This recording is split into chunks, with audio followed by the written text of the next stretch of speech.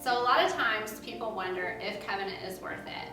And if you look around most colleges these days, they have pretty hefty price tags. And I would say if you look at covenant, you might be afraid of that price tag. I had a friend one time tell me she didn't have debt. And she said, I took out a loan for new windows for my house. And she said, and I had a hard time with that at first. And she said, but I knew it was going to benefit my home. And I knew I was going to pay that off. And I knew that there was going to be a long-term investment. And so taking a loan out in that scenario made sense.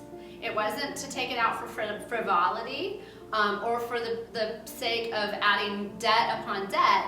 It was for long-term gain. And I think we have to look at the covenant expenditures that way. You've got 4 years to build a platform for your child. And we've all seen a rocket ship take off of the platform. If you don't have that platform, that sturdy platform, that rocket ship is not going to take off successfully. And if you just think of covenant and what you're putting in, it's kind of what goes in is what comes out.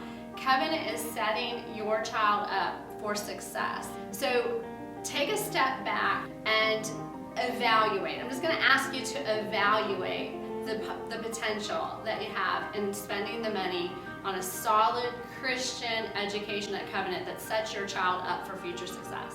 So a line from one of my favorite movies, It's a Wonderful Life, is youth is wasted on the wrong people.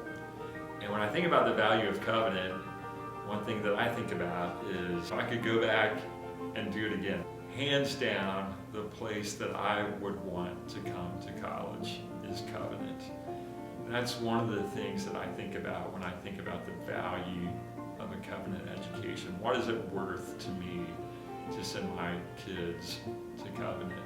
To me, it's invaluable, and this is where I want my kids to be.